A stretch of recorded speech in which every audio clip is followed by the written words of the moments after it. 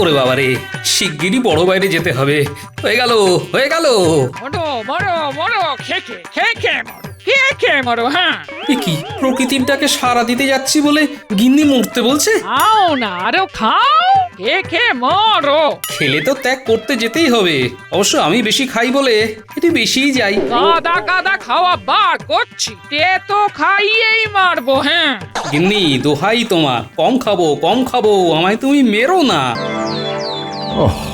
আজ নিয়ে 3 মাস হতে চলল, পোকার সমস্যা তো মিটছেই না।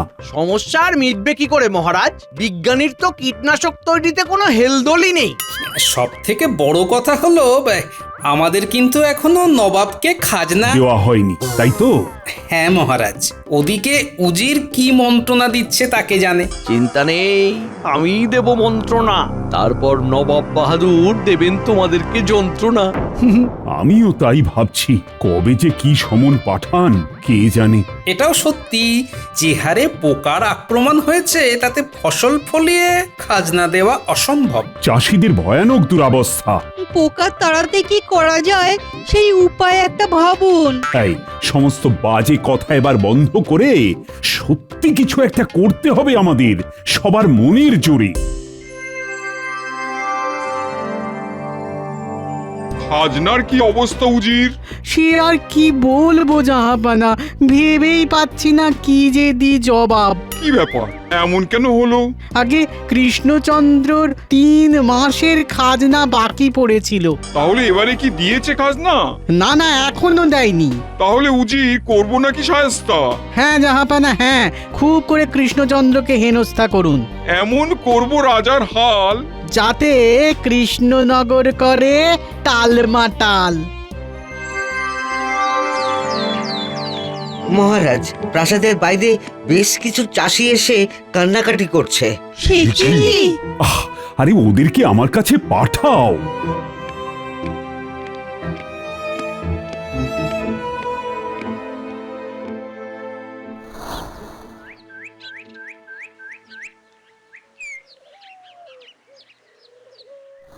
আমাদের বাঁচান মহারাজ, আমরা তো ধনে প্রাণে নিঃস্ব হয়ে যাচ্ছি। ক্ষেতের জমিটার দিকে তাকানো যাচ্ছে না মহারাজ। পোকায় সব তছনছ করে দিচ্ছে, কত কি করছি তাও কিচ্ছু হচ্ছে না।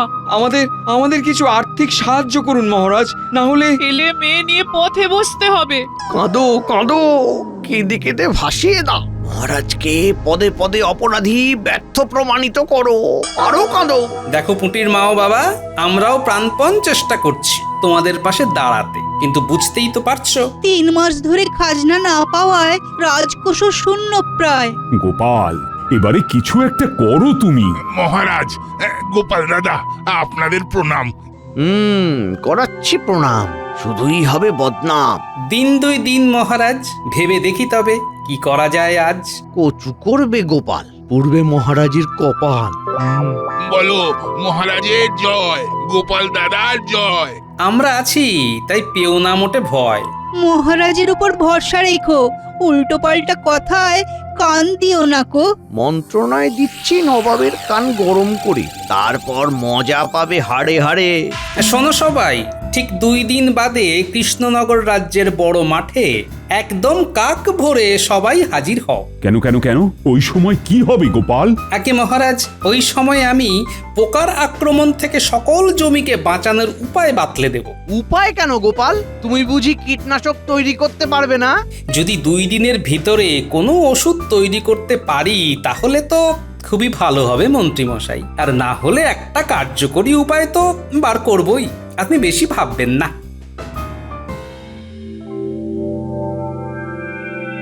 আগে নবাব, নবাব, একটু চেখে দেখুন দেখি। হ্যাঁ, কচি পাঁঠার কাবাব। লাজবাব, খেয়ে দিয়ে একদম গভীর ঘুম। জাহাপানা, আপনি খেয়ে নিশ্চিন্তে শুয়ে পড়ুন। আর ঠিক 2 দিন পরেই কৃষ্ণনগরে যাব। তখন তারা টের পাবে খাজনা ঠিক সময়ে না পেলে নবাব কেমন কঠোর হয়ে ওঠে। তাহলে কালকে আমাদের পরিকল্পনা সাজিয়ে নিও। নিশ্চয়ই জাহাপানা, আপনি চিন্তাই করবেন না। কি গো, এই চিঠিটা কি আমার জন্যে? এই চিঠিটা নবাবের জন্য গিন্নি। তুমি কি জানো কি আছে এই চিঠিতে? না, বলো। এখানে লেখা আছে কৃষকদের দুরবস্থার কথা। ভাবলেই বুকে ব্যথা হয়। এছাড়াও আছে লেখা আমাদের মহারাজ কতটা ব্যর্থ। সত্যি কৃষকদের চরম কষ্ট কিছুতেই দূর করতে পারছেন না, কিছুতেই না। এছাড়াও আছে গোপালের কথা। ওই এক ভাঁড় খুব খুব অসভ্য। সেই জন্যই তো নবাবকে বলেছি মহারাজকে সরিয়ে আমার মাথায় রাজমুকুটটা যেন পরিয়ে দেয়। আহা!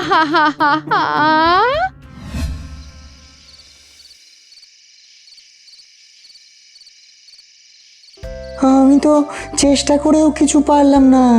দেখো গোপাল, সবই কপাল। চালাও চেষ্টা, তারপর দেখা যাক কি হয় শেষটা। এতগুলো চাষিদের যখন দিয়েছি আশ্বাস, কিছুতেই ওদের বিশ্বাস ভাঙতে পারবো না। যতই দীর্ঘ নিঃশ্বাস পড়ুক, আমি তোমার পাশেই আছি গোপাল। আমাকেও তুমি পাশে পাবে, দিনে রাতে মাঠে ঘাটে। তোমরা আছো যখন, তখন আর চিন্তা নেই। বেশ, আজ তাহলে আসি। মুখে রেখে হাসি।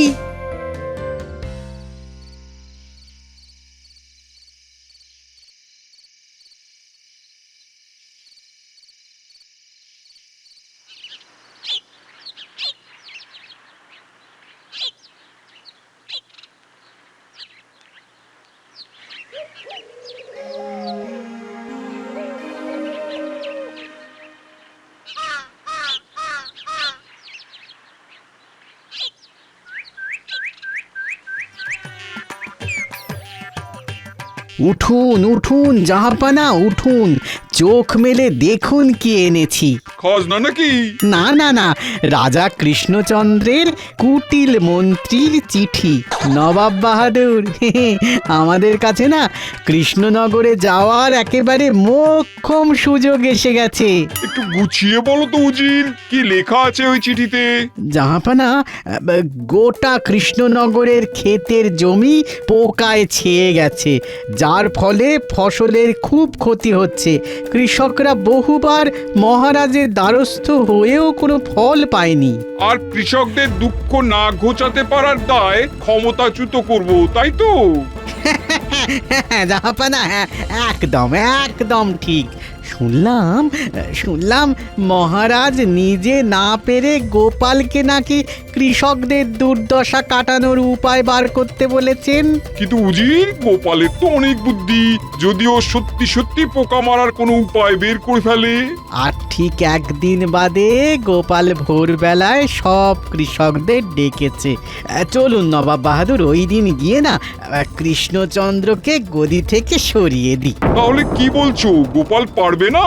একটা ভাঁড় কেবল ভাঁড়াময় করতে পারে জাহাপানা। ওরে বাবা রে, শিগগিরই বড় বাইরে যেতে হবে। হয়ে গেল, হয়ে গেল। মরো খেয়ে মরো। হ্যাঁ, এ কি, প্রকৃতির ডাকে সাড়া দিতে যাচ্ছি বলে গিন্নি মরতে বলছে? খাও না, আরো খাও, খেয়ে মরো। খেলে তো ত্যাগ করতে যেতেই হবে। অবশ্য আমি বেশি খাই বলে এটি বেশিই যাই। কাদা খাওয়া বার করছি, তো খাইয়েই মারবো। হ্যাঁ, গিন্নি দোহাই তোমার, কম খাবো, আমায় তুমি মেরো না। কি বললে তুমি? হ্যাঁ, বলছি প্রকৃতি আমায় ডাক পাঠিয়েছে, আমি তো আর পারছি না সইতে তার চাপ। ওরে বাপ রে বাপ, বলি বালাই ষাট, তোমায় মারতে যাবো কেন? তাহলে হাতে ঝাঁটা আর নিম পাতা কেন? কাকেই বা বলছিলে খেয়ে মরতে? গত কয়েকদিন ধরে রান্নাঘরের পেছনে সবজি বাগানের সবজিগুলোকে পোকায় নষ্ট করে দিচ্ছিল, তাই কি গিন্নি? গরম জলে নিম পাতা সেদ্ধ করে পোকা মারার ওষুধ তৈরি করে বাগানে দিয়ে এলাম গো। আর ঝাঁটা হাতে কেন দেখছো? ওই নষ্ট হওয়া সবজিগুলোকে পরিষ্কার করে এলাম তাই। ও, তাহলে আমায় না পোকাগুলোকে মরতে বলছিলে? এবারে বুঝেছি। গিন্নি, তোমার ওষুধটা কি ক্ষেতের পোকা মারতে পারবে? একবার ছড়িয়ে দেখো না, কাজ হলেও হতে পারে। বেশ, আমি এক্ষুনি পুটির বাবার সাথে কথা বলছি। একটু তোমার ওষুধটা দাও গিন্নি। হ্যাঁ দি।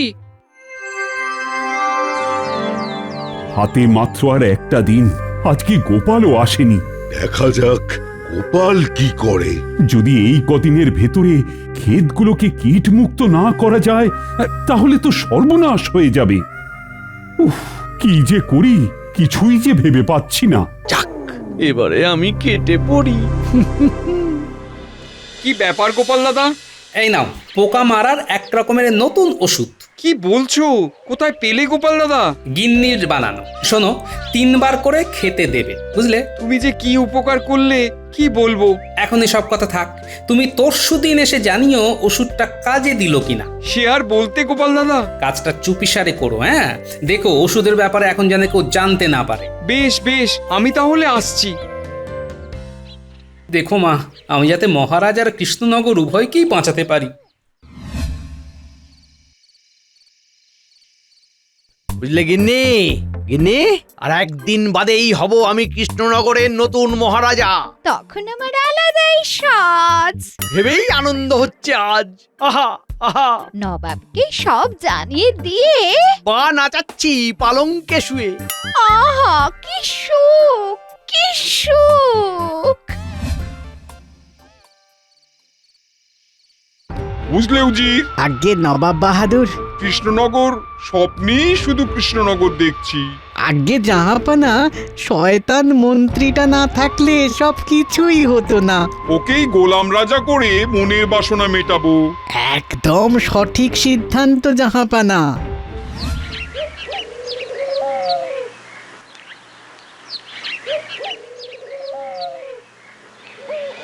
কি গোপাল, প্রস্তুত তো? দেখো গোপাল, মহারাজের আবার মানহানি করো না। মন্ত্রীমশাই এত বাজে না পোকে, কি হয় না হয় নিজের চোখে দেখতে থাকুন না। এত ভোরে উঠিয়ে তারপর হতাশ করে দিও না যেন কৃষকদের রাগিয়ে।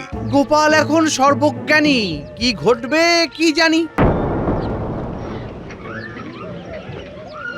সবাইকে বলছি, একটু একটু থামো থামো তোমরা। খালি বক বক লম্বা চওড়া। মহারাজ, আমি কৃষকদের সামলাতে পারবো। তাহলে এই সমস্যার সমাধান আছে? আলবাত আছে। আমার রাজ্যের প্রিয় কৃষক বৃন্দ, খুব শিগগিরই গোপাল তোমাদের বিগত 3 মাস ধরে হওয়া সমস্যার সমাধান বলতে চলেছে। সমাধান না ছাই। কৃষক বন্ধুরা, আমায় খালি একটু সময় দাও। তারপরে সব সমস্যার সমাধান শুনে নাও।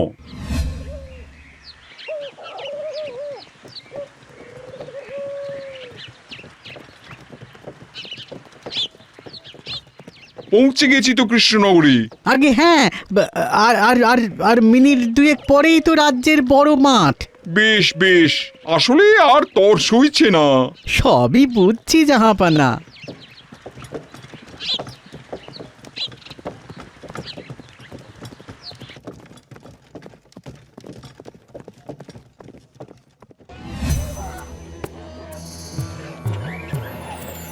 ও গোপাল দাদা, আর কতক্ষণ? ভোরের বেলায় ঘুম ছাড়াও অন্য কিছুও তো পায় নাকি? মনে হচ্ছে ওদের বড় কাজ করতে যাওয়ার সময় হয়ে আসছে। এই তো, আর ঠিক 2 মিনিট দাও। আর সময় নেই, উপায় বলো গোপাল দাদা। গোপাল, উপায় বলো। মহারাজ, পুঁটির বাবার জন্য অপেক্ষা করছি। কি? পুঁটির বাবা? সে এসে কি করবে? মহারাজ, ও এলেই সব মুশকিল আসান হবে। গোপাল, আর কতক্ষণ ধৈর্য ধরবে এরা? আমরা আর দাঁড়াতে পারবো না। ওই গোপাল দাদা কিছুই বলতে পারবে না। হ্যাঁ, উফ, পুঁটির বাবা যে কোথায় কে জানে। উজির, শোরগোল শুনতে পাচ্ছো? নবাব বাহাদুর, আপনি সামনে গেলেই শুরু হবে বিশাল গন্ডগোল।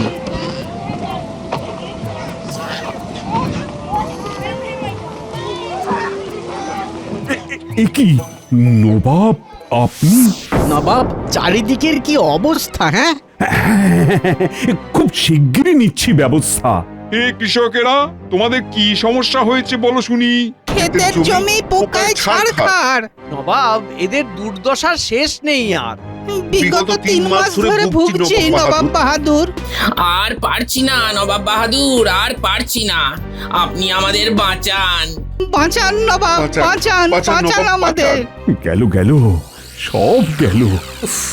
কি করি কি করি, আমি তোমাদের পাশে আছি হে কৃষকগণ। জাহাপানা, যে রাজা খাজনা দিতে পারে না, যে প্রজাদের রক্ষা করতে পারে না, তাকে রাজা হিসেবে রাখা উচিত নয়। ঠিক ঠিক, কৃষ্ণচন্দ্র তোমাকে একজন ব্যর্থ রাজা হিসেবে আমি রাজপদ থেকে সরিয়ে দিচ্ছি। আপনি আপনি এরকম করবেন না নবাব। মহারাজ, গোপাল দাদা, কাজ হয়েছে, ওষুধে সব পোকা মরেছে। ওই দেখুন মহারাজ, আমার ওষুধে কাজ হয়েছে। এই সেরেছে। শুনলেন নবাব, গোপাল পেরেছে। এইবার ক্ষেতের সব জমি বেঁচে যাবে। কিন্তু এই যে কৃষক, শোনো, তোমার কথা যে সত্যি তা বুঝবো কি করে? একই নবাব, লোকটা তো উল্টো দিকে দৌড় দিচ্ছে।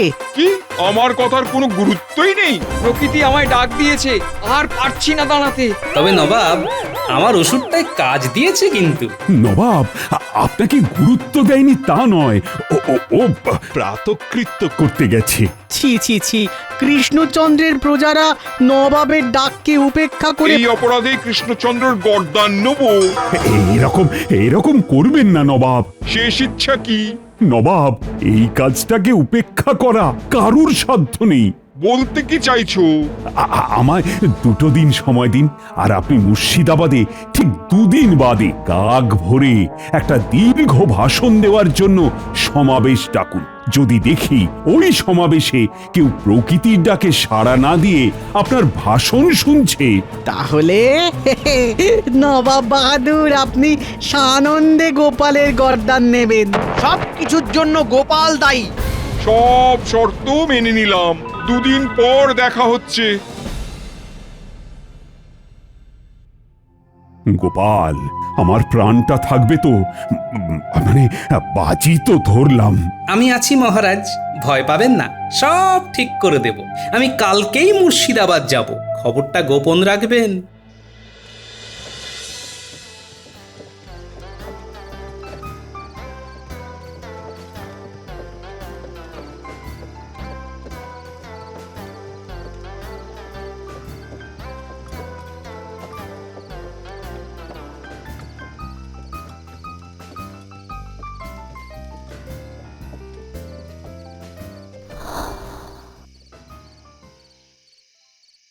নবাব আজ মহাভোজ করালো যে, কেন কে জানে? এর থেকে ওই তনখা বাড়ালে কাজ দিত। কাল আবার ভোরে সমাবেশ। এই সুযোগে কাজটা সারি, ওদের কান ভাঙাই। চল একটু গড়িয়ে নি। হ্যাঁ চলো। এই যে ভাইরা, তনখা বাড়াতে চাও? হ্যাঁ, কিন্তু আপনি আপনি কে? কে? যদি তনখা বাড়াতে চাও, নবাবকে তোষামত করতে থাকো। এই নাও, এটা গিয়ে নবাবকে খাইয়ে দাও। এটা খেলে নবাবের শরীর ভালো থাকবে, আর তোমাদের উপরে খুশি হয়ে নবাব তনখা বাড়িয়ে দেবেন, বুঝলে? যাও যাও, আর হ্যাঁ, জলে গুলে খাওয়াবে, কেমন? এক্ষুনি খাওয়াবো। হ্যাঁ হ্যাঁ, যাও।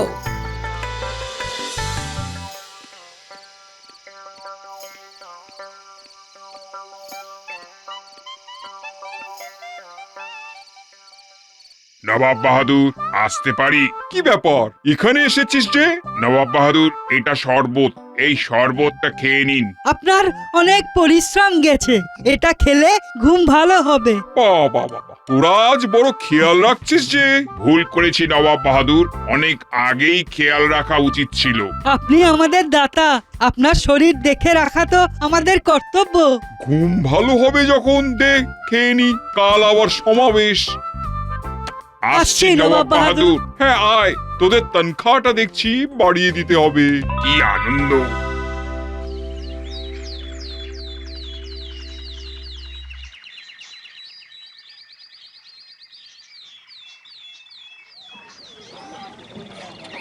গোপাল, কি ব্যাপার? আমি বাঁচবো তো? মহারাজ নিশ্চিন্তে থাকুন, আমি আছি তো। নবাব কি আজ পাবে শিক্ষা? শিক্ষা মানে চরম শিক্ষা পাবেন। নবাব বাহাদুর কোথায়? সমাবেশে তো সবাই উপস্থিত। সবাইকে অনুরোধ করছি, শান্ত হয়ে বসুন। নবাব বাহাদুর শিগগিরই এসে পড়বেন, বসুন বসুন। নবাবের দম্ভ আজ চূর্ণ হবে। উফ বাবা, এই নিয়ে 6 বার হয়ে গেল। নবাব বাহাদুর পেটের অবস্থা কি খুব খারাপ? সবাই যে এসে গেছে ওদিকে। আর সমাবেশ, উরি বাবা, ও যাই যাই যাই যাই যাই। নবাব বাহাদুর আপনি একবার হলেও আসুন, আমি ওদিকটা সামলাচ্ছি। নবাব বাহাদুর এখনো আসছেন না, তার মানে হাল খুবই খারাপ। কি ব্যাপার কে জানে? উফ, কখন যে মহারাজের গর্দানটা যাবে। কই কই নবাব কই? জবাব চাই, সময় নেই, সময় নেই। এই রে, পরিস্থিতি তো গরম হচ্ছে, পালাবো কি না, আর একটু দাঁড়িয়ে যাই। আমার প্রিয় বঙ্গবাসী, দেরি হওয়ার জন্যে প্রথমেই ক্ষমা চেয়ে নিচ্ছি। আজকের এই সমাবেশে আমি আপনাদেরকে গর্বের সাথে জানাচ্ছি, আজ থেকে কৃষ্ণনগর রাজ্যটি কি হলো? কি হলো নবাব? পেটে মোচক দিচ্ছে উজির, এই প্রকৃতির ডাক। আমি চললাম। নবাব বাহাদুর ছুটবেন না, ছুটবেন না, ডাকে পরে সাড়া দেবেন। আগে আগে আগে সমাবেশ, আগে আগে আগে কৃষ্ণনগর রাজ্য, আগে প্রকৃতির ডাক। আর আর আর কিচ্ছু চাই না, আর কিচ্ছু চাই না। এই নবাব, বলেছিলাম না, এই ডাককে উপেক্ষা কেউ করতে পারে না। গোপাল, তুমি করেছোটা কি? মহারাজ, জোলাপ মিশিয়ে দিয়েছি কৌশল করে, আর তারপরেই নবাব চরম সত্যটা উপলব্ধি করেছেন। প্রকৃতির ডাক এলে সব কিছু ফেলে কল ঘরে ছুটতে হয়। এই নিয়ে নেই কোনো সংশয়। এইভাবেই গোপাল চিরটা কাল আমাদের পাশে থেকো। যত্নে আদরে কৃষ্ণনগর রাজ্যটাকে বাঁচিয়ে রেখো।